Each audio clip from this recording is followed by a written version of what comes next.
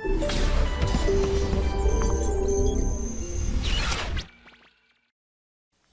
students, how are you all? I hope you all are doing great. So this is Divya Murwal, your physics teacher at Motion Education.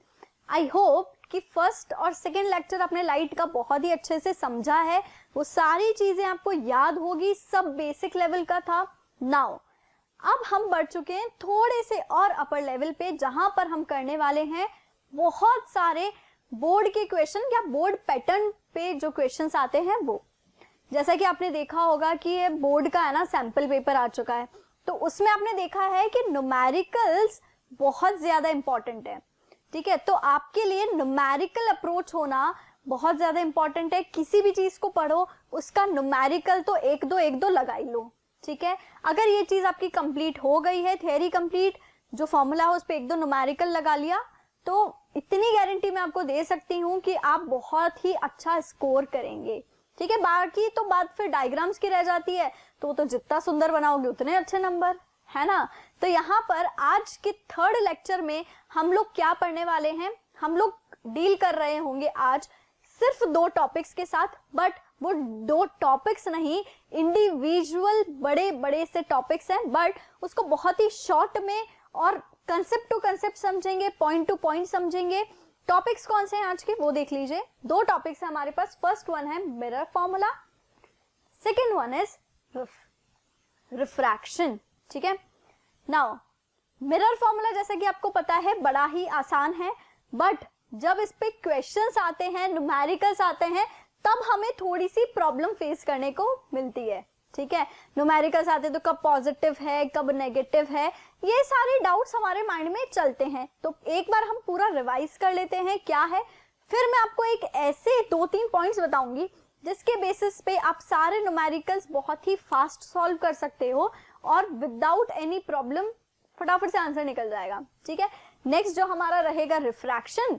तो refraction तो आपको पता है कि reflection हमारा complete हो चुका है. रिफ्रैक्शन में जो भी बेसिक चीजें हैं हम वो आज कवर कर रहे होंगे. ठीक है, नाउ अब विदाउट वेस्टिंग टाइम हम स्टार्ट कर रहे हैं विद द मिरर फॉर्मूला. देखो बहुत आसान है, आपके सामने है 1/f is equal to 1/v plus 1/u. ठीक है, अब इसमें से आपको पता है f क्या होता है, f is the focal length, not focus. Capital F होता है बेटा फोकस. ठीक है ना, capital F is focus, small वाला f इज फोकल लेंथ. ठीक है, u इज व्हाट, u है आपका object distance, v is what, v is आपका इमेज डिस्टेंस.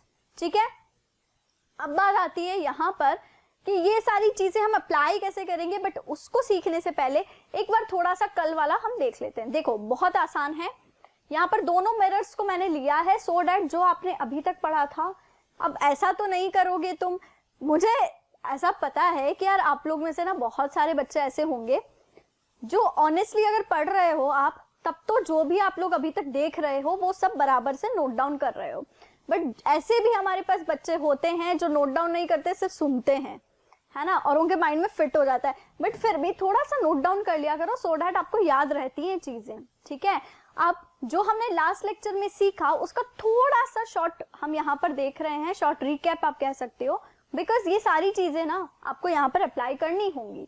ठीक है, तो देखिए सबसे पहले हम बात करें अगर कॉन्केव मिरर की, दोनों का पोल आपको पता है, इन चीजों में हम नहीं जा रहे, हम सिर्फ पॉजिटिव नेगेटिव की बात कर रहे हैं.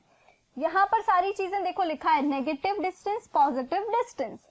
क्लियर, इधर वाली सारी चीजें कैसी, नेगेटिव, तो इसका मतलब कॉन्केव का फोकस बोलो कैसा, नेगेटिव. कॉन्केव का रेडियस बोलो कैसा, नेगेटिव. कॉन्केव का ऑब्जेक्ट डिस्टेंस, ऑब्जेक्ट ऑब्वियसली ये वाली साइड रिफ्लेक्टिंग है, तीर वाली साइड पॉलिश्ड है, हम ऑब्जेक्ट को कहाँ रखेंगे, यहाँ देख रहे हो कैंडल रखी है हमने एज अ ऑब्जेक्ट. ठीक है, ऑब्जेक्ट इस साइड रखा है नेगेटिव साइड, तो ऑब्जेक्ट कैसी, नेगेटिव. ठीक है, क्लियर. अब इसके बाद और एक्स्ट्रा क्या चीजें आती हैं, देखो अगर आपका ऑब्जेक्ट ऑब्वियसली ऊपर रखा है तो हाइट की बात कर रहे हैं हम. देखो दो चीजें यूज होंगी क्वेश्चन में, या तो क्वेश्चन बोलेगा size of object, size of image, या फिर क्वेश्चन बोलेगा height of object, height of image. Size और हाइट एक ही चीज है. ठीक है, अब अगर यहाँ पे बोल रहा है size of object, size of object देखो, अगर ऊपर की तरफ ऑब्जेक्ट रखा है, सीधा रखा है, प्रिंसिपल एक्सिस के ऊपर वाली चीज है पॉजिटिव, सीधी बात, प्रिंसिपल एक्सिस के ऊपर पॉजिटिव, तो इस वजह से यहाँ पर हाइट ऑफ ऑब्जेक्ट क्या हो जाता है, पॉजिटिव। सिंस कॉन्केव मिरर जब इमेज बनाता है तो ये रियल भी बनाता है, वर्चुअल भी बनाता है। अब अगर कॉन्केव मिरर रियल इमेज बना रहा है तो ऑब्वियसली रियल के साथ इन्वर्टेड तो दहेज में आया है ना, तो रियल इमेज होगी तो फिर इन्वर्टेड तो होगी, ठीक है। तो अब अगर आपका ऑब्जेक्ट सीधा है ना तो इन्वर्टेड उसकी इमेज बननी है। अब अगर प्रिंसिपल एक्सिस के नीचे है तो वो चीज क्या, नेगेटिव, वो चीज क्या, नेगेटिव। तो यहाँ पर हाइट ऑफ इमेज क्या होगी, दो हो सकती है, नेगेटिव भी हो सकती है, पॉजिटिव भी हो सकती है। नेगेटिव कब होगी, जब कॉन्केव मिरर बना रहा होगा रियल इमेज। कैसी image, real image, because real image हमेशा इन्वर्टेड होती है। अब बात आती है कि क्या कभी हाइट ऑफ इमेज पॉजिटिव हो सकती है, बिल्कुल हो सकती है, बिकॉज देखो कॉन्केव मिरर में एक केस होता है जब आपका ऑब्जेक्ट रखा है बिटवीन पोर और फोकस। यहाँ अगर आपका ऑब्जेक्ट है ना तो उसकी इमेज बिहाइंड द मिरर बनेगी और वो बड़ी बनेगी, ठीक है। और मैंने आपको एक चीज बोली है कि बेटा प्रिंसिपल एक्सिस के ऊपर वाली चीजें पॉजिटिव और प्रिंसिपल एक्सिस के नीचे वाली चीजें नेगेटिव, ठीक है, ये चीज क्लियर। अब देखो ये प्रिंसिपल एक्सिस के ऊपर है ना, प्रिंसिपल एक्सिस के ऊपर है, तो यहाँ पर पॉजिटिव हो जाएगी आपकी हाइट ऑफ इमेज कब, जब कॉन्केव मिरर कैसी इमेज बना रहा है, वर्चुअल, ठीक है। नाउ अब बात आती है कॉन्वेक्स मिरर की। कॉन्वेक्स मिरर में भी बहुत ही आसान है, देखो इधर वाली सारी चीजें नेगेटिव, उधर वाली पॉजिटिव। तो देखो कॉन्वेक्स का फोकस उधर है तो दैट मीन्स क्या होगी ये, पॉजिटिव नेगेटिव, बताओ बताओ। कॉन्वेक्स का उधर फोकस है तो पॉजिटिव नेगेटिव, पॉजिटिव, बिकॉज उधर वाली सारी चीजें पॉजिटिव, इधर वाली सारी चीजें नेगेटिव, ठीक है। नाउ उधर क्या होगा, इसका रेडियस, ठीक है, तो ये भी पॉजिटिव, ये रहा आपका रेडियस, ठीक है। नाउ ऑब्जेक्ट अगेन इस साइड ही रखा है, नेगेटिव साइड, तो object distance is what, negative. V is what, positive always, because convex mirror always forms virtual image, ठीक है, तो हमेशा उस साइड ही बनेगी। अब बात आती है हाइट ऑफ ऑब्जेक्ट और हाइट ऑफ इमेज की। देखो हाइट ऑफ ऑब्जेक्ट इसमें होगा नेगेटिव या पॉजिटिव, नेगेटिव या पॉजिटिव, लिखो लिखो लिखो चैट बॉक्स में, चैट बॉक्स कमेंट बॉक्स लिखो। हाइट ऑफ ऑब्जेक्ट कॉन्वेक्स के केस में पॉजिटिव नेगेटिव। बेटा देखो मैंने आपको एक चीज सिंपल एक लाइन में बोला है, प्रिंसिपल एक्सिस के ऊपर वाली चीजें पॉजिटिव, नीचे वाली चीजें नेगेटिव, ठीक है। अब यहाँ पर आपका ऑब्जेक्ट हमेशा प्रिंसिपल एक्सिस के ऊपर रखा है तो ये पॉजिटिव या नेगेटिव, पॉजिटिव, ठीक है। अच्छा हाइट ऑफ इमेज पॉजिटिव या negative, height of image positive या नेगेटिव, बताओ। इमेज भी सिंस कॉन्वेक्स मिरर हमेशा कैसी इमेज बनाता है, कैसी इमेज बनाता है, वर्चुअल, कैसी इमेज, वर्चुअल। अब सिंस ये वर्चुअल इमेज बना रहा है तो ऑब्वियसली प्रिंसिपल एक्सिस के ऊपर होगी। वर्चुअल के साथ दहेज में कौन आया है, इरेक्ट, इरेक्ट बोले तो अपराइट, ठीक है, अपराइट मतलब सीधा, ठीक है। तो वर्चुअल इमेज हमेशा कैसी होगी, सीधी होगी, इन्वर्टेड नहीं होगी। तो इस वजह से आपकी इमेज हमेशा ऊपर ही बनती है। कॉन्वेक्स के केस में दो डिमिनिश्ड बनती है, छोटू बनती है, बट हमेशा ऊपर ही बनती है। प्रिंसिपल एक्सिस के ऊपर बोलो पॉजिटिव नेगेटिव, पॉजिटिव, ठीक है। तो ये थी हमारी अभी तक की कहानी और ये सारा कॉन्सेप्ट यहाँ पर यूज होने वाला है, ठीक है। अब देखो सिंपल, अगर ये चीज हमें आती है तो हम मैग्निफिकेशन भी पढ़ेंगे। मैग्निफिकेशन से क्या पता चलता है, देखो मैग्निफिकेशन से सिर्फ हम इतना पता लगाएंगे कि आपकी जो इमेज बन रही है, आपकी जो इमेज बन रही है वो ऑब्जेक्ट से कितनी बड़ी है या ऑब्जेक्ट से कितनी छोटी है। क्या पता लगाएंगे हम कि आपकी जो इमेज बन रही है वो ऑब्जेक्ट से कितनी बड़ी है और कितनी छोटी है।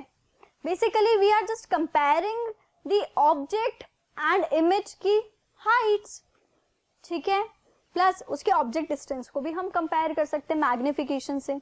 ठीक है, तो मैग्निफिकेशन अच्छा बेटा यहाँ माइनस लगा लीजिएगा, magnification is minus v by u is equal to h i by h o. H i means height of image divided by height of object. I hope ये चीज तो आपको आती होगी, बिकॉज मिरर फॉर्मूला और magnification का formula हर एक बच्चे को याद होता है, ठीक है, उसको अप्लाई करना नहीं आता बट ये चीज तो याद होती है। तो वो अप्लाई वाली चीज भी हम यहाँ पर देखेंगे, इसका एप्लीकेशन कहाँ पर है और कैसे है, ठीक है। अब यहाँ पर बात आती है कि हमारा जो मैग्निफिकेशन है ये कब पॉजिटिव होगा और कब नेगेटिव होगा। तो जैसे जैसे हम न्यूमेरिकल्स करेंगे साथ साथ ही हम डिस्कस कर लेंगे, ठीक है। सो आई होप ये चीजें आपको बिल्कुल क्लियर हो गई होगी। अब हम चलते हैं with the question number first. बहुत आसान क्वेश्चन है, देखिए डायग्राम आपको गिवन है, डायग्राम में सिंपल दे रखा है कि एक मिरर है। अच्छा बताओ कौन सा मिरर, कॉनकेव या कॉन्वेक्स, फटाफट फटाफट फास्ट फास्ट, कौन सा मिरर है बेटा ये, देखो ध्यान से देखो, कौन सी साइड रिफ्लेक्टिंग, अंदर वाली साइड रिफ्लेक्टिंग तो होगा कॉनकेव, बाहर वाली साइड रिफ्लेक्टिंग तो होगा कॉन्वेक्स, ठीक है। तो ये है, अब पता लगा लिया होगा आप लोगों ने, ये कौन सा मिरर है बेटा, कॉनकेव। कौन सा मिरर, कॉनकेव, ठीक है। चलिए अब कॉनकेव मिरर में देखो ओ डिनोट्स द ऑब्जेक्ट, लिखा है find out the position and the type of image formed, कि कहां पर पोजीशन बनेगी और किस टाइप की पोजीशन बनेगी वो आपको पता लगाना है। अब देखो आपका ऑब्जेक्ट रखा है एट 5 सेंटीमीटर, तो जो भी गिवन, देखो न्यूमेरिकल अप्रोच हमेशा हमारा सेम रहता है। क्या होता है ना, बोर्ड्स वालों को एकदम सुंदर सुंदर कॉपी पसंद होती है। सुंदर से ही मेरा मतलब बिल्कुल ही नहीं है कि आप अपनी राइटिंग इंप्रूव करो, कर्सिव राइटिंग की बुक ले आए मार्केट से कर्सिव राइटिंग कर रहे हो, ऐसा नहीं करना है, बट नीट एंड क्लीन, ठीक है। अब वो कैसे होता है, वो ऐसे होता है कि आप जो भी न्यूमेरिकल है उसकी अप्रोच कैसी अटेम्प्ट करने की, सबसे पहले गिवन लिखो, ठीक है, जो फॉर्मूला यूज कर रहे हैं वो लिखो, फिर पूरा सॉल्व करने के बाद जो भी आंसर आया ना उसको डब्बे में बना दो, जो भी आंसर आया उसे डब्बे में बना दो, ठीक है। फिर देखो क्या होता है ना, जो एग्जामिनर होता है उसका माइंडसेट अलग अलग होता है। कभी कभार ऐसा होता है कि वो लड़कर आया है किसी से, है ना, अपने घर पर, या देखो यार ह्यूमन बीइंग है हम लोग, हमारे दिमाग में बहुत सारी चीजें चलती हैं। अब फिर एक गंदी सी कॉपी आ जाती है ना, तो लिटरली कि कोई भी हो, अगर मैं भी हूं ना, तो एक फ्रस्ट्रेशन हो जाती है। सो हम वो चीज ना करें, नीट एंड क्लीन करेंगे। जहाँ डायग्राम होगा अलग से बढ़िया सा डायग्राम बनाओ, जहाँ पे न्यूमेरिकल है बढ़िया से अटेम्प्ट करो, सिर्फ थियरी पार्ट है तो बड़ा टॉपिक लिखो, उसमें अगर डायग्राम है तो बनाओ, try to make the diagram, ठीक है। अगर आपका डायग्राम से टाइम वेस्ट होता है ना, तो जहां पर नीड है सिर्फ वहीं पर बनाओ, ठीक है। अब चलते हैं इस क्वेश्चन पे, कैसे अटेम्प्ट करना है पता है आपको, गिवन टर्म्स क्या क्या गिवन है। देखो सिर्फ एक क्वेश्चन करेंगे हम कि बोर्ड्स में आपको कैसा करना है, फिर आप अपने अकॉर्डिंग कर लीजिएगा, ठीक है। देखो गिवन क्या क्या है, हमें गिवन है आर गिवन है, बोलो कॉनकेव का आर कितना है 20 सेंटीमीटर। अब यहीं पर हम पॉजिटिव नेगेटिव लगा लेंगे, यही है आपके काम की बात। जहां आप गिवन टर्म्स लिख रहे हो वहीं पर पॉजिटिव नेगेटिव लगा दो। एक बार आपने फॉर्मूला में पुट कर दी ना वैल्यूज, तो फिर बहुत कंफ्यूजन हो जाती है। सो इट्स बेटर कि हम है ना यहीं पर पॉजिटिव नेगेटिव लगा लेते हैं, ठीक है। अब देखो कॉनकेव का आर कैसा, इस साइड है ना नेगेटिव साइड, तो कैसा होगा नेगेटिव। अगर इसका आर 20 है तो फोकस कितनी होगी -10। इस चीज में कोई शक, क्लियर है ना, बिकॉज हम जानते हैं कि r/2 इज व्हाट f, हम ये चीज जानते हैं, तो इससे हमने ये लिख दिया, ठीक है। और क्या दे रखा है, और हमें दे रखा है कि हमारा जो ऑब्जेक्ट है दैट इज u, वो खड़ा है 5 सेंटीमीटर के डिस्टेंस पर। अब देखो ये भी लेफ्ट हैंड साइड है तो नेगेटिव। अब हमें बताना है find out the position and type of image, ठीक है। तो इमेज कहाँ है, कैसी है, ये चीज हमें बतानी है। तो सिंपल हम लिखेंगे फॉर्मूला, कि हम कौन सा फॉर्मूला यूज कर रहे हैं। सिंपल लिखो 1/v + 1/u is equals to 1/f। इस फॉर्मूले को डिब्बे में बंद कर दो, ठीक है। अब इस फॉर्मूले को अप्लाई करो। देखिए 1/v निकालना है तो 1/v इधर, बाकी सब उधर भेज दो। जो भी चीज हमें निकालनी होती है ना उसको हम अकेला छोड़ देते हैं, ठीक है। v को रखा यहाँ पे, तो क्या हुआ हमारा 1 by f minus 1 by u। Clear? अब 1 by f is what? f कितना है देखो, यहां से देखो -10, तो हम यहाँ लिखेंगे -10। फिर हमारा u कैसा है? -5। ठीक है, अब आपको एक चीज, सिंपल मैथ्स है, अब यहाँ पर कुछ भी नहीं, माइनस माइनस प्लस, तो -1/10 प्लस 1/5। बेटा एक चीज और याद रखिएगा, लेट सपोज यहाँ ये सेंटीमीटर में होता, यहाँ मीटर में होता, तो आपको दोनों में से एक चीज चेंज करनी है, या तो आप सेंटीमीटर को मीटर में करो या फिर मीटर को सेंटीमीटर में करो। ठीक है, बट प्लीज बेटा यूनिट्स का ध्यान रखिएगा, बिकॉज इस चीज से ना बहुत बारी ना मार्क्स डिडक्ट हो जाते हैं, बिकॉज पूरा ही क्वेश्चन गलत हो जाएगा फिर आपका। ठीक है, तो यूनिट्स का खास ध्यान रखना। अब यहाँ पर सिंपल एलसीएम लेने की कहानी है। एलसीएम आया 10, यहाँ पर आया -1 प्लस 2। ठीक है, तो 1 by v कितना आया? 1 डिवाइडेड बाय 10।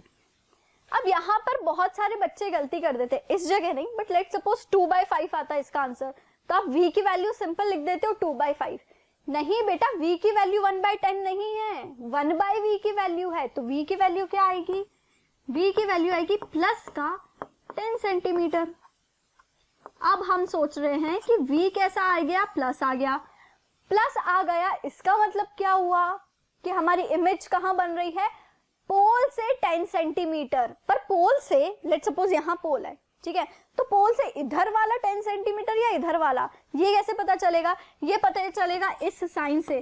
सिंस ये साइन आया है पॉजिटिव, मतलब इमेज आपकी बनेगी बिहाइंड द मिरर। कहां बनेगी? Behind the mirror, because positive है ना। कहां बनेगी? मिरर के पीछे। और वैसे भी हम पता लगा सकते हैं, कैसे? देखो आपका ऑब्जेक्ट है 5 सेंटीमीटर, फोकस कहां है बताओ? फोकस है 10 सेंटीमीटर, मतलब फोकस इधर कहीं होगा, है ना, और भी पीछे होना चाहिए, बट सिंस स्पेस नहीं है तो कंसिडर कर लीजिएगा इस चीज को कि फोकस यहाँ पर होगा। आपका ऑब्जेक्ट कहाँ रखा है? पोल और फोकस के बीच में। कहां पर है? पोल और फोकस के बीच में। तो इमेज कहां बनेगी? ऑब्वियसली जो कॉनकेव का स्पेशल केस कि when object is placed between pole and focus, तो इमेज आपकी बनती है बिहाइंड द मिरर।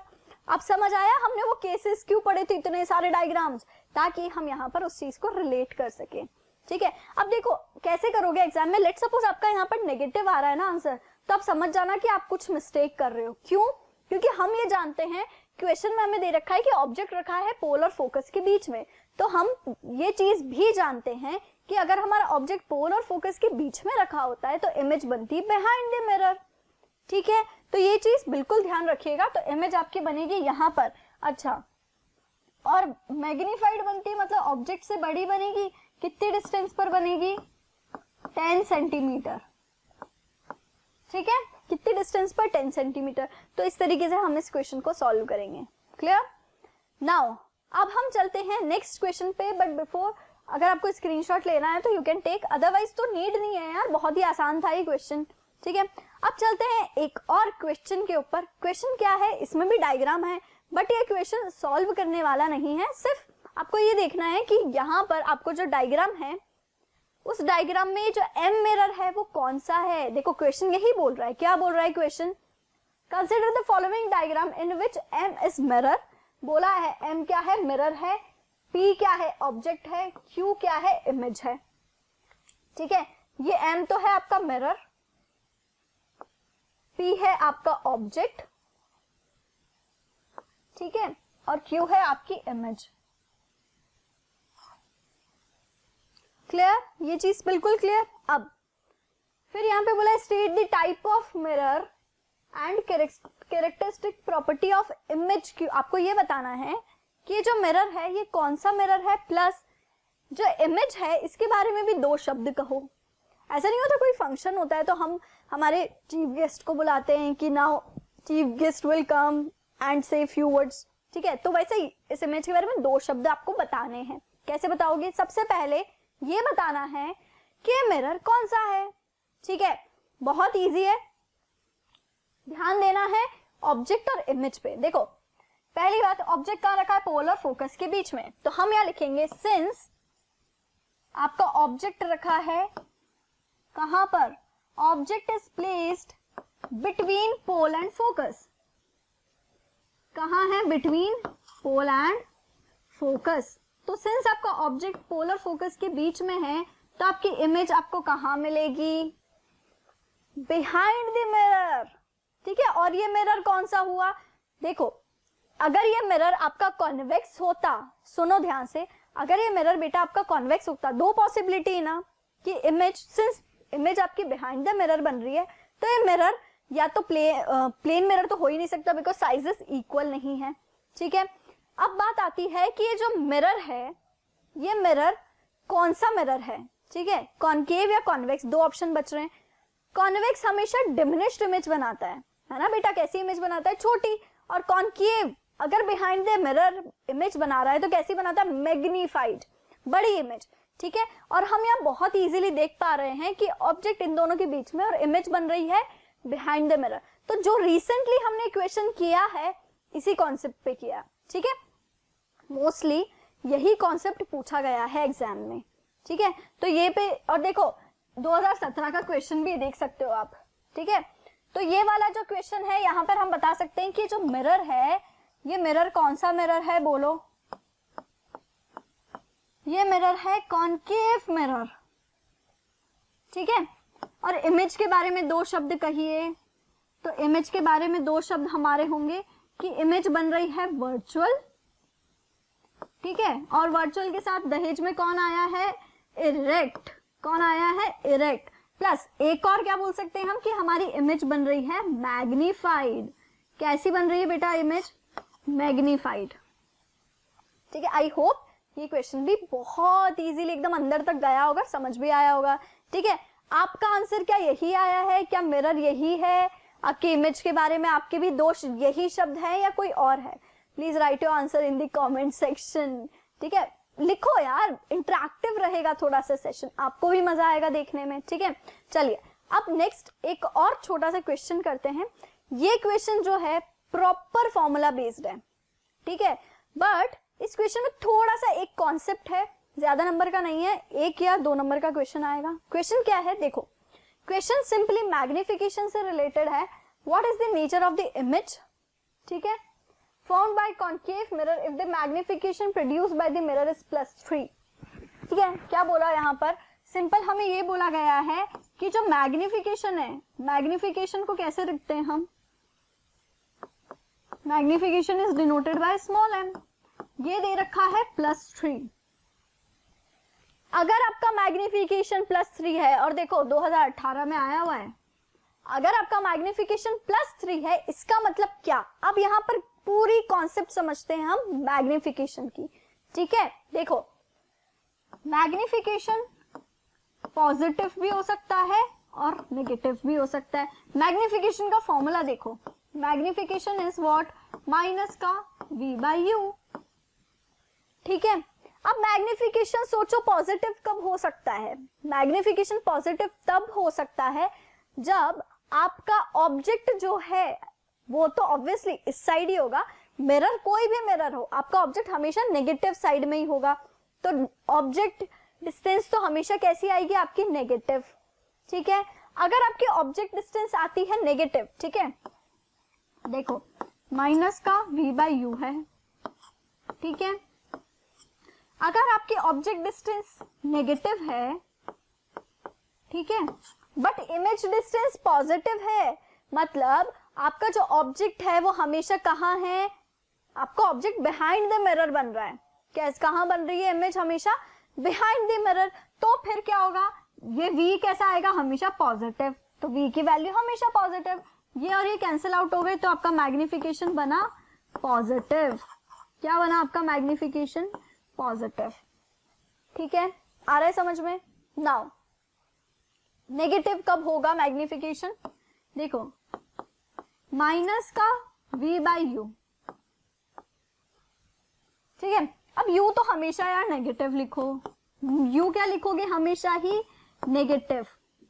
पता है क्यों? क्योंकि रिफ्लेक्टिंग साइड मतलब नेगेटिव साइड। अब आपका v इसमें क्या है? नेगेटिव, मतलब हमेशा इमेज ऑब्जेक्ट की ही साइड बन रही है, तो ये भी क्या होगा? Negative value.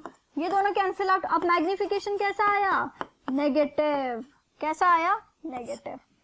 तो मैग्निफिकेशन अगर आपका पॉजिटिव आ रहा है तो इसका मतलब ये है कि हमारी जो इमेज है वो बिहाइंड द मिरर बन रही है, ठीक है। आपकी इमेज कहाँ बन रही है? बिहाइंड द मिरर, ठीक है। आ रही है चीज समझ में कि मैग्निफिकेशन कब पॉजिटिव कब नेगेटिव। अच्छा, magnification also depends upon the height of image and height of object, तो उसमें भी सेम कॉन्सेप्ट है, ठीक है, कि हाइट ऑफ ऑब्जेक्ट तो हमेशा positive, height of image positive negative कुछ भी हो सकती है। अगर आपका इमेज बन रही बिहाइंड द मिरर तो फिर मैग्निफिकेशन दोनों पॉजिटिव, बिकॉज दोनों ऊपर। अगर आपकी इमेज बन रही है ऑब्जेक्ट की ही साइड तो प्रिंसिपल एक्सिस के नीचे, height of object positive, height of image negative, तो आपका मैग्निफिकेशन फिर नेगेटिव, ठीक है। तो ये है मैग्निफिकेशन की कहानी जो आपको पता होनी चाहिए, ठीक है। नाउ एक बढ़िया सा न्यूमेरिकल क्वेश्चन करते हैं जिसमें पूरे कॉन्सेप्ट हमारे आ जाएंगे, ठीक है। तो अब समझते हैं, देखो एक पूरा प्रॉपर फॉर्मूला बेस्ड क्वेश्चन है। यहाँ पर देखो क्वेश्चन में क्या क्या बोला है, हम वो चीजें पहले लिस्ट आउट करते हैं। क्वेश्चन में बोला है an object of size 7 centimetre. Object की साइज बोलो कितनी, गिवन लिख लेते हैं पहले हम। ऑब्जेक्ट की साइज बोला है, ऑब्जेक्ट डिस्टेंस नहीं बोला, ऑब्जेक्ट की साइज बोला है, मतलब ये हमें दे रहा है HO, कितना दे रहा है? 7 सेंटीमीटर। फिर is placed at 27 centimetre in front of a concave mirror। Object कहाँ रखा है?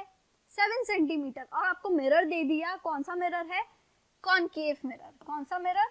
कॉनकेव मिरर, ठीक है। 27 सेंटीमीटर आपकी क्या है? अब देखो पॉजिटिव नेगेटिव यही लगाते चलो। ऑब्जेक्ट कहाँ रखा है? मिरर से 27 मीटर की दूरी पर, ठीक है। नाउ और फोकल लेंथ 18 सेंटीमीटर। अब सिंस यहां पर आएगा F, क्या आएगा यहाँ पर? F, ठीक है। अगर आपका फोकल लेंथ 18 सेंटीमीटर और ये मिरर है कॉनकेव तो फिर इधर ही आएगा फोकल लेंथ, तो इसका फोकल लेंथ बोलो कैसा? नेगेटिव का कितना? 18 सेंटीमीटर, ठीक है। Now at what distance from the mirror should a screen be placed so that a sharp focused image can be observed, ठीक है। अब देखो आपको एक स्क्रीन रखनी है जहां पर आपको इमेज मिल जाए। इसका मतलब क्या ये हमसे इमेज डिस्टेंस नहीं पूछ रहा? ध्यान से सुनो, ये हमसे बोला कि यहाँ पर मैंने ऑब्जेक्ट को रख दिया, अब तुमको क्या करना है? तुम्हारा काम ये है कि तुम एक ऐसी स्क्रीन लगाओ जहां पर इमेज मिल जाए। तो बेसिकली हमें इमेज डिस्टेंस निकालनी है, बिकॉज अगर स्क्रीन हम हर कहीं रख देंगे तो क्या हमें इमेज मिलेगी? नहीं। तो जहां पर इमेज फॉर्म होगी वहीं पर स्क्रीन रखनी है, जहां पर इमेज फॉर्म होगी मतलब हमें इमेज डिस्टेंस निकालनी है। क्लियर? ऑलराइट, तो चलिए हमें सिंपल निकालनी है इमेज डिस्टेंस। अच्छा, साइज ऑफ द इमेज भी बोल रहा है। क्या बोल रहा है? शाना है ये भी, साइज ऑफ द इमेज भी बोल रहा है, मतलब हाइट ऑफ इमेज भी निकालो और फिर नेचर ऑफ द इमेज, मतलब इमेज के बारे में 2 शब्द बोलो, ठीक है। आप कैसे अटेम्प्ट करोगे क्वेश्चन को? सिंपल मिरर फॉर्मूला लगाओगे, 1/f is equals to 1/u plus 1/v। चलो लगाओ, 5 सेकेंड तुम्हारे पास, लगाओ। इससे आपको निकालना है कि आपकी इमेज डिस्टेंस क्या होगी। देखो 1/v is equals to, v को उधर ही छोड़ दो, v को उधर ही छोड़ देंगे तो क्या बनेगा? 1/f, u इधर आ जाएगा, 1/u, ठीक है। f कितना बोलो? माइनस का 18 सेंटीमीटर। देखो माइनस का 18, u कितना? माइनस का 27, तो माइनस माइनस प्लस, ठीक है, तो प्लस का 27 सेंटीमीटर, ठीक है। अब आप क्या करोगे? सिंपल इन दोनों का एलसीएम ले लो। तो 18 और 27 का एलसीएम जब आप लोगे तो यहाँ पर आपको मिलेगा 54, ठीक है। ऐसा नहीं समझ आता ना, ऐसा नहीं समझ आता तो एक छोटा सा ट्रिक है, जब भी आप ऐसा फंस जाओ एलसीएम निकालने थोड़ा ना बैठोगे, या तो आपको याद हो, अदरवाइज देखो एक बहुत ही छोटी सी चीज है, यहाँ पर लिख रही हूँ साइड में। अगर 1/18 1/27 है, सिंपल क्या करो? 1/18 लिखो, कितना है? माइनस का 1/18 प्लस 1/27, ठीक है। दोनों को नीचे मल्टीप्लाई में रख दो, 18 लिख दिया 27, ठीक है। इतना आया समझ में? अब देखो 18 से 18 कैंसिल, क्या बचा? 27 मल्टीप्लाई होगा 1 से, -1 से, तो -27, ठीक है। अब बारी आती है 27 की, 27 से 27 उड़ गया, क्या बचा 18, तो प्लस का 18। बस अब तो सिंपल कैलकुलेशन है। इस तरीके से जब भी आप एलसीएम में फंस जाओ तो ये वाली ट्रिक निकाल लेना, ठीक है। याद है एलसीएम तो वेरी गुड, एलसीएम याद है तो माइनस का 54 यहाँ लिख लीजिए। तो कभी भी आप एलसीएम में फंस जाओ तो ये वाली ट्रिक लगा लेना, ठीक है। ऑलराइट, अब देखो यहाँ पर हमने अगर एलसीएम याद है तो वेल एंड गुड 54 लिखा। अब 54 18 से जाएगा -3, ये जाएगा 2 टाइम्स 2, तो कितना बना 1/v इज इक्वल्स टू -1/54, ठीक है। तो v की वैल्यू बताओ कितनी आई, v is equals to minus का 54 सेंटीमीटर। ये चीज क्लियर, आ गया v खत्म। अब हमने एक काम कंप्लीट कर लिया। अब हमसे क्या बोला है, नेक्स्ट निकालना है हमें साइज ऑफ इमेज, ठीक है। कैसे निकालेंगे, अब हम हेल्प लेंगे मैग्निफिकेशन की। किसकी, मैग्निफिकेशन की, ठीक है। बहुत ही आसान है निकालना, देखो m is equals to -v/u, also it is equals to hi/ho, ठीक है। अब यहाँ पर देखो एक चीज हमारे पास और है कि हमें दे रखा है ho, देखो हाइट ऑफ इमेज हमें कितना दे दिया 7, ठीक है। तो यहाँ पर हमारे लिए निकालना बहुत आसान है, बट सिंस हमें यहाँ पर मैग्निफिकेशन नहीं पता तो हम यूज करेंगे इन दोनों फॉर्मूला को।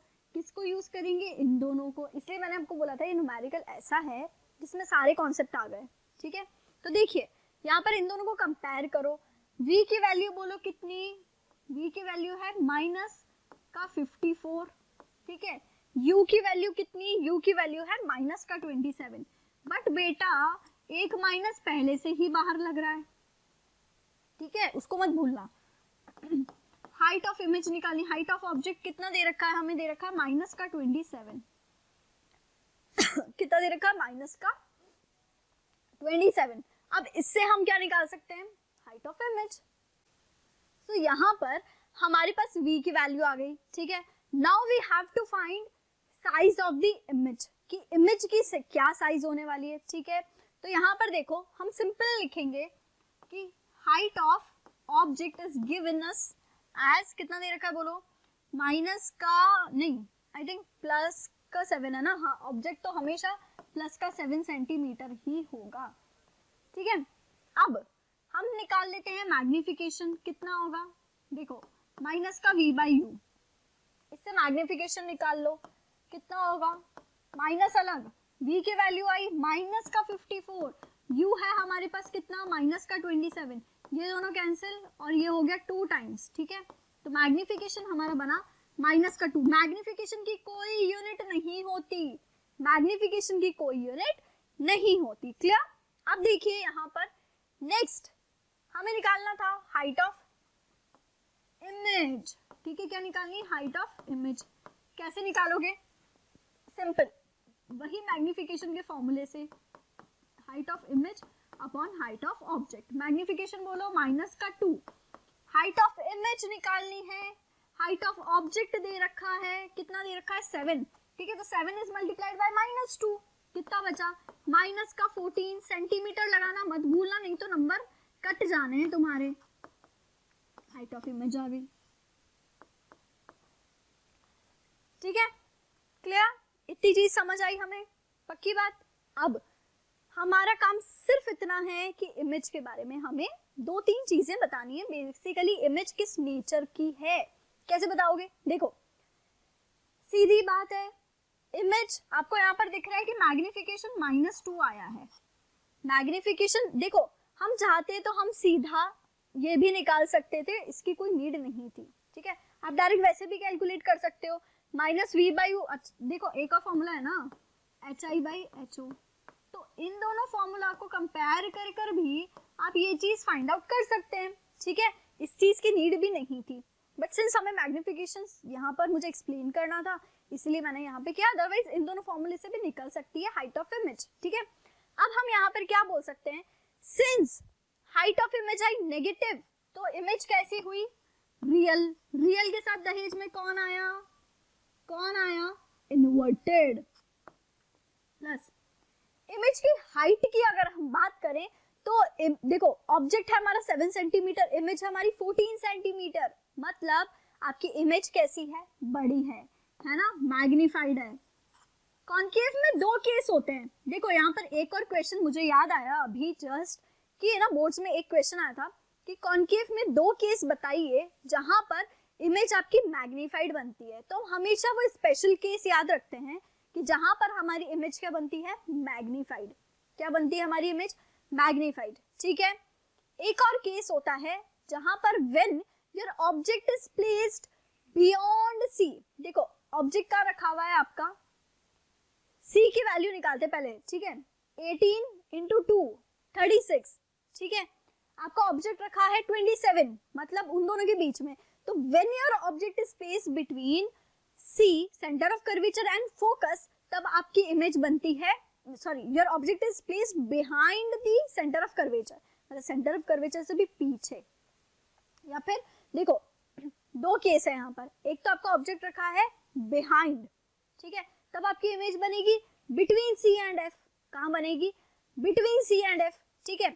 बट व्हेन, इसका जस्ट उल्टा केस क्या होता है, when your object is placed between C and F, ठीक है, जब आपका ऑब्जेक्ट है बिटवीन सी एंड एफ, तब आपकी इमेज कहाँ बनेगी, देखो यहाँ पर इमेज बन रही है आपकी 54 सेंटीमीटर, मतलब इससे भी पहले, है ना, सेंटर ऑफ कर्वेचर से भी बाद में इमेज बन रही। तो दोनों ही केस में आपकी इमेज कैसी बनती है, मैग्नीफाइड, ठीक है।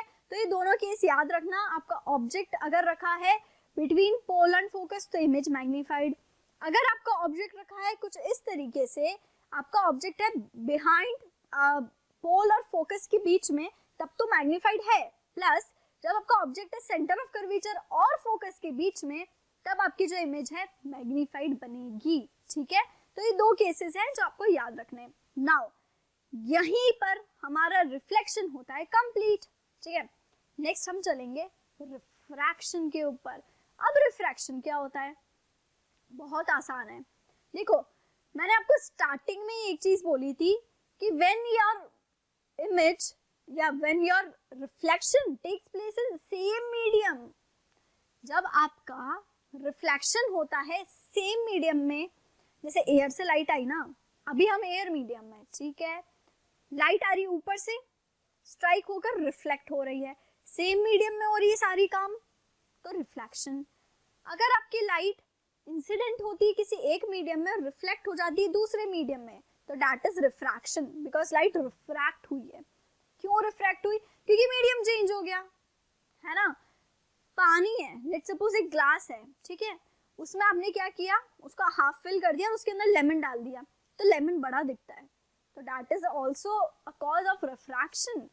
क्योंकि क्या होता है, जब लाइट एयर मीडियम से वाटर मीडियम में जाए, मीडियम चेंज हुआ, कैसे हुआ, एयर इज गैसियस मीडियम ना, और वाटर इज लिक्विड मीडियम, तो मीडियम चेंज हुआ। तो जब मीडियम चेंज हुआ तो रिफ्रैक्शन होगा। तो रिफ्रैक्शन हमेशा कहाँ होता है, डिफरेंट मीडियम में। डेफिनेशन में बिल्कुल ऐसी ही, देखो when a light passes from one medium to another medium, then it is called refraction, ठीक है। और इसमें हम ये देखते हैं कि लाइट जो है एकदम शू करके सीधी नहीं जाती है, ऐसे जाती है फिर बैंड हो जाती है, ठीक है। तो ये चीज हमने देखी है, क्या हो जाती है, लाइट बैंड हो जाती है। क्यों होता है, बिकॉज क्या होता है ना बेटा, जब आप एक मीडियम से दूसरे मीडियम में लाइट को भेज रहे हो, तो वहां पर लाइट की स्पीड चेंज हो जानी है, ठीक है, लाइट की स्पीड क्या हो जानी है, चेंज। अब रिफ्लेक्शन के केस में तो सेम मीडियम है, तो लाइट की स्पीड सेम। जैसे जैसे लाइट दूसरे मीडियम में जाता है वो अपनी स्पीड चेंज कर लेता है, ठीक है। तो due to the change in the speed of light, हमारी जो लाइट है वो एकदम स्ट्रेट ना आकर बेंड हो जाती है, ठीक है। कुछ इस तरीके से देखिए, यहाँ पर हमारे पास है एक इंटरफेस, क्या है हमारे पास, एक इंटरफेस। अब यहाँ पर देखो हमारे पास क्या है, इंटरफेस, ठीक है। इंटरफेस मतलब जो दो मीडियम्स को टू पार्ट्स में डिवाइड कर रहा है। बेसिकली अगर हमने ग्लास में पानी भरा है, तो पानी और हवा के बीच की जो लेयर है, दैट इंटरफेस, वो यही है, ठीक है। अब देखो ये नॉर्मल लाइट इंसिडेंट हुई, दूसरे मीडियम में रिफ्लेक्ट हो गई, रिफ्रैक्ट, ठीक है। देखो अब इंसिडेंट रे नॉर्मल तो दोनों पे नॉर्मल रहेगा भाई, ये सरफेस है इस पे भी नॉर्मल ये है, नीचे वाली पे भी नॉर्मल ये है, तो नॉर्मल में कोई चेंज नहीं आता। चेंज आता है ये लाइट इंसिडेंट हुई, इसने नॉर्मल के साथ बनाया विद द एंगल थीटा आई, कितना बनाया थीटा आई, फिर लाइट दूसरे मीडियम में गई और रिफ्रैक्ट हो गई, रिफ्रैक्ट हो गई, उसने कितना एंगल बनाया, let me call it theta R, कितना बनाया थीटा आर। तो angle of incidence is what theta I, angle of refraction is what theta two, ठीक है। अब यहाँ पे मीडियम 1 मीडियम 2 अलग अलग है, ये आपको गिवन है, ठीक है। तो यहाँ पर समझो theta I is what incident angle, कौन सा angle incident angle, theta R is what, theta R is what refracted angle, not reflected, refracted angle,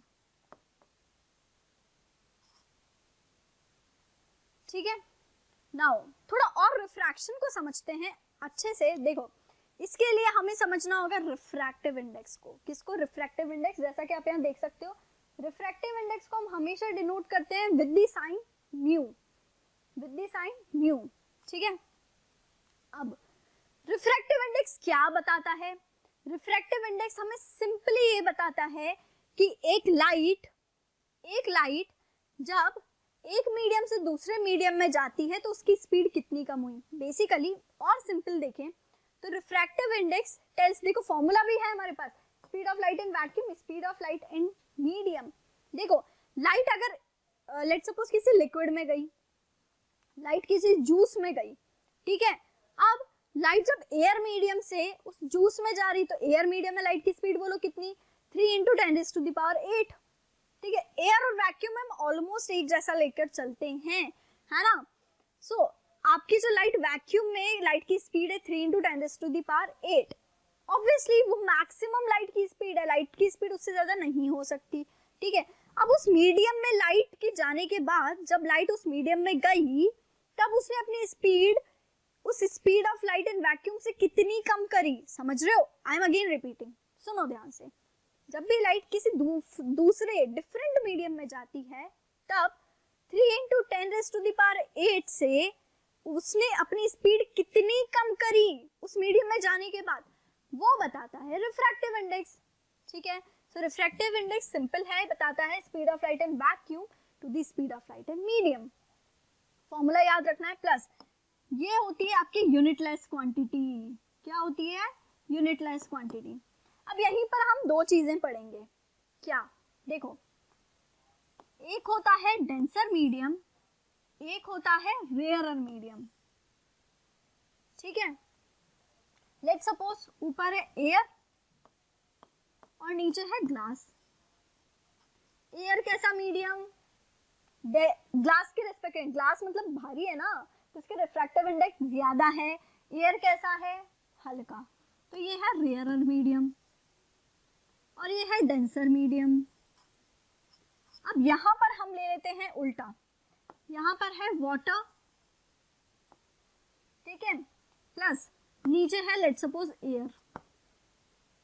water air के रिस्पेक्ट में क्या है, हैवी, तो water is what denser medium, air is what rarer medium, ठीक है। Question आता है यार बोर्ड्स में, इसीलिए हमें ये चीज पढ़नी है, ठीक है। फटाफट देख लेंगे। लाइट ये नॉर्मल है आपकी, ये जो सीधी डंडी है ना, दिस रिप्रेजेंट नॉर्मल। अब देखो light I, when light passes from rare medium to denser medium it bends towards normal, it bends towards normal। ये है थीटा आई, ये है थीटा आर। देखो नॉर्मल की तरफ बेंड हो गई, क्यों बेंड हुई, बिकॉज क्या होता है डेंसर मीडियम में, देखो डेंसर मीडियम का रिफ्रैक्टिव इंडेक्स ज्यादा, डेंसर मीडियम का refractive index of denser medium ज्यादा किससे, रेयरर मीडियम से। तो जिसका रिफ्रैक्टिव इंडेक्स ज्यादा वहां पर स्पीड ऑफ लाइट कम, वहां पर स्पीड ऑफ लाइट कम। तो जब भी लाइट डेंसर मीडियम में जाती है तो उसकी स्पीड क्या हो जाती है, कम हो जाती है, ठीक है। तो यहाँ पर हम लिखेंगे velocity of light in denser medium is less than the velocity of light in rarer medium, ठीक है। अब देखो यहाँ पर क्या कहानी है, when light goes from denser medium to rarer medium ना, तब क्या होगा बेटा, आपके पास लाइट यहाँ पर इंसिडेंट हुई, थीटा आई एंगल बनाया, it bends away from normal, theta R. यहाँ पर क्या होगी, आपकी स्पीड ऑफ लाइट ज्यादा होती है रेयरर मीडियम में, ठीक है। तो यही दो चीजें थी जो आपको पता होनी चाहिए, बोर्ड्स में डायरेक्ट इनडायरेक्ट क्वेश्चन आता है, ठीक है, कि क्या होता है जब लाइट डेंसर से रेयरर जाती है या रेयर से डेंसर जाती है, स्पीड के साथ क्या चीजें होती है, ये सारी चीजें। और ये फॉर्मूला बड़ा ही इंपॉर्टेंट है, इस पे क्वेश्चन आता है। अच्छा, आपने यहाँ पर सोचा क्या कि रिवर्स कैसे हो गया, क्यों ऐसा हुआ कि यार डेंसर में रिफ्रैक्टिव इंडेक्स ज्यादा है तो उसमें वेलोसिटी कम हो गई, इस फॉर्मूले से निकाला है हमने ये चीज।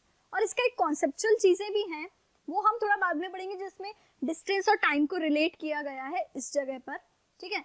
उस पर हम नहीं जा रहे हैं, हम सिंपल समझ रहे हैं, इस फॉर्मूले से हमने ये चीज निकाली। बिकॉज इस फॉर्मूले के अकॉर्डिंग देखो रिफ्रैक्टिव इंडेक्स इनवर्सली प्रोपोर्शनल आ रहा है वेलोसिटी के, ठीक है। सो बेटा जिसका रिफ्रैक्टिव इंडेक्स ज्यादा उसमें वेलोसिटी ऑफ लाइट कम, स्पीड ऑफ लाइट कम, जिसका रिफ्रैक्टिव इंडेक्स कम उसकी स्पीड ऑफ लाइट ज्यादा, ठीक है। तो दोनों ऐसे वाइसा वर्सा इनवर्सली खेलते हैं, ठीक है। अब हम चलते हैं इस फॉर्मूले के एक छोटे से क्वेश्चन पर। देखो क्वेश्चन बहुत इजी है, refractive index of glass is 1.5, refractive index of glass is what 1.5, ये गिवन है। Now if the speed of light in vacuum is, speed of light in vacuum हमें दे रखी है, देखो speed of light in vacuum c, अब यहाँ पर c और v, चलो दोनों चीजें लिख रही हूँ मैं आपके सामने, ठीक है, दोनों चीजें लिख रही हूँ। अब आप मुझे बताओ c होगा या v होगा, c होगा या v होगा, कमेंट में लिखकर बताइए कि यहाँ पर जो 3 × 10⁸ मीटर पर सेकेंड की कहानी है, यहाँ पर ये c की कहानी है या ये v की कहानी है, प्लीज लिखकर बताओ। बेटा speed of light in vacuum हमेशा स्मॉल c से डिनोट करते, भूलिएगा नहीं, ठीक है। जब भी स्मॉल c आए माइंड में चमकना चाहिए, क्लिक होना चाहिए कि small c is what 3 × 10⁸ metre per second, ठीक है। तो दिस इज v नहीं, दिस इज c, ठीक है। अब यहाँ पर एक चीज हम समझते हैं, v नहीं c है, तो फिर v क्या है, देखो हमें v निकालना है, find the velocity of light in that medium. एक मीडियम था, मीडियम का नाम दे दिया ग्लास। जब लाइट ग्लास मीडियम में गई, जिस ग्लास मीडियम का रिफ्रैक्टिव इंडेक्स है आपके पास 1.5, जब लाइट उस मीडियम में गई, ग्लास के अंदर गई, तब उस ग्लास में जाने के बाद उस लाइट की स्पीड कितनी कम हुई है, सिंपली आपको निकालना है velocity of light in glass, ठीक है। कैसे निकालोगे, फॉर्मूला हमने अभी अभी पढ़ा है कि mu is equals to c by v। Since we know, since हम जानते हैं कि ये चीज होती है, तो हम क्या लिखेंगे, देखो mu हमें दे रखा है 1.5, ठीक है, तो यहाँ लिखो 1.5, c कितना 3 × 10⁸, और यहाँ पर हमें v निकालना है, तो v को उधर भेज दो और 1.5 नीचे आ जाएगा, ठीक है। अब जब 1.5 नीचे आया तो देखो पॉइंट हटाना सीखो, पॉइंट जितना जल्दी हटेगा उतना जल्दी कैलकुलेशन हो जाएगी। पॉइंट उड़ाया, ऊपर आया 10, कितना बना 30, तो 15 को 30 से कैंसिल करोगे कितने टाइम्स, देखो यार पॉइंट हटाया मैंने, ऊपर 10 लिखा, ठीक है, 15 को 30 से कैंसिल किया कितने टाइम्स, 2 टाइम्स, तो 2 × 10⁸। अगर ऐसा आंसर लिख कर आए हो ना तो चाटा पड़ेगा, मीटर पर सेकेंड लिखना पड़ेगा भाई, सरनेम है उसका, इज्जत देनी पड़ेगी, स्पीड है ना यार, तो क्या लिखोगे मीटर पर सेकेंड, ठीक है। तो ये चीज आपका आंसर आ गया, क्लियर, कंप्लीट, पक्के से समझ आई। अगर ये चीज समझ आई है ना तो रिफ्रैक्शन में थोड़ा सा और लिटिल बिट, फिर उसके बाद है ना नेक्स्ट लेक्चर में हम सिंपल, हमारा काम ये है हम लेंसेज पढ़ेंगे, ठीक है। इसलिए रिफ्रैक्शन के बेसिक कॉन्सेप्ट्स आपको यहाँ पर सीखने हैं। चलिए थोड़ा सा और आगे फर्दर हम समझते हैं लॉज ऑफ रिफ्लेक्शन को। रिफ्लेक्शन हम पढ़ चुके हैं, लॉज ऑफ रिफ्रैक्शन। देखो रिफ्लेक्शन के लॉज बड़े ही आसान थे, रिफ्रैक्शन के लॉज भी बड़े आसान हैं। देखो लॉज ऑफ रिफ्लेक्शन में दो चीजें थी, angle I is equal to angle R plus normal incident ray reflected ray all lies in the same plane. तो ये लॉ तो इसमें भी इन्होंने छाप दिया, इंसिडेंट रे नॉर्मल, देखो नॉर्मल कहाँ पे, to any refracting surface at the point of incidence. ठीक है, जिस भी पॉइंट पर लाइट इंसिडेंट हो रही है वहां पर वो सब सेम प्लेन में होने चाहिए। ठीक है, आ रही है चीज समझ में। सो नॉर्मल कहाँ बनेगा, जहां पर लाइट इंसिडेंट हो रही है, to any refracting surface at the point of incidence all in the same plane. ठीक है, सेकंड लॉ जो है इसका वो है Snell's law. Snell's law exam में बहुत बार पूछा जाता है, तो जैसे ही स्नेल्स लॉ बोले आपको लिखना है ये वाली चीज, यही है स्नेल्स लॉ। देखो this is called as Snell's law. Snell's law क्या कहता है, sine I by sine R is equals to constant. ठीक है, sine I by sine R is equals to constant. अब इसमें आपको देखो साइन की ज्यादा वैल्यूज नहीं, साइन 30, साइन 45, साइन 0, साइन 90, सिर्फ इनकी वैल्यूज याद होनी चाहिए। ठीक है, क्या क्या बोला, साइन 30, साइन 45, साइन 0, साइन 90, सिर्फ इनकी वैल्यूज याद रखो और कुछ याद नहीं रखना। ठीक है, अब आई एंगल आपको दे रखा होगा, आर दे रखा होगा, ट्रिग्नोमेट्री जानते हो तुम, बड़े होशियार बच्चे हैं हमारे, है ना, तो ये चीज आप निकाल लोगे। तो ये कहता है कि sine I by sine R is equal to n2 by n1। अब देखो यहाँ पर n2 n1 क्या, या तो आप बोलो रिफ्रैक्टिव इंडेक्स को इस तरीके से या फिर बोलो इस तरीके से, दोनों ही एक ही बातें हैं। ठीक है, तो यहाँ पर बोला है refractive index of 2 divided by 1। अब ये क्या है, देखो ऊपर है n2, ऊपर क्या है n2, नीचे क्या है n1।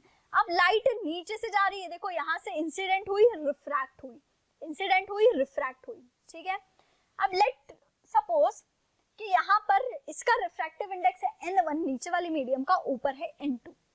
तो स्नेल्स लॉ के अकॉर्डिंग हम यहाँ पर सिंपल ये लिख सकते हैं कि हमारे पास है n2 by n1 is equals to n2 में कौन सा, n2 में कौन सा थीटा 2, n1 में कौन सा थीटा 1। ठीक है, n1 में कौन सा थीटा 1। तो सिंपली हमारे पास एक चीज है कि sine I by sine R constant रहेगा, तो उसके लिए हम क्या करेंगे, यहाँ पर हम लिखेंगे sine R by sine I. ठीक है, क्लियर। अब देखो sine I by sine R is equal to n2 by n1। अब यहाँ पर रिवर्स हो जाएगा, क्यों, क्योंकि हम ऊपर पढ़ चुके हैं इससे पहले वाले में, जब हमने रिफ्रैक्टिव इंडेक्स पढ़ा कि refractive index is inversely proportional to velocity. ठीक है, तो उससे ये निकाला, उससे ये चीज भी आई। अब ये चीज कैसे आई है, बिकॉज हम एक चीज जानते हैं कि speed is equals to frequency into wavelength, frequency into wavelength. ठीक है, तो यहाँ से speed is directly proportional to wavelength, speed is directly proportional to wavelength, तो जिसकी स्पीड ज्यादा उसकी वेवलेंथ भी ज्यादा। ठीक है, अब यहाँ पर सिंपल स्नेल्स लॉ लिखना है, sine I by sine R is equal to mu, sine I by sine R is equal to mu लिखो या फिर n लिखो, एक ही बात है। ठीक है, आ रही है ये चीज समझ में, बहुत ही अच्छे से। अब देखो यहाँ पर Snell's law n1 sin theta is equal to n2 sin theta 2 भी लिख सकते हो, कोई दिक्कत नहीं है। ठीक है, अगर ये चीज आपको क्लियर है, स्नेल्स लॉ होता है sine I by sine R is equal to mu या फिर कांस्टेंट।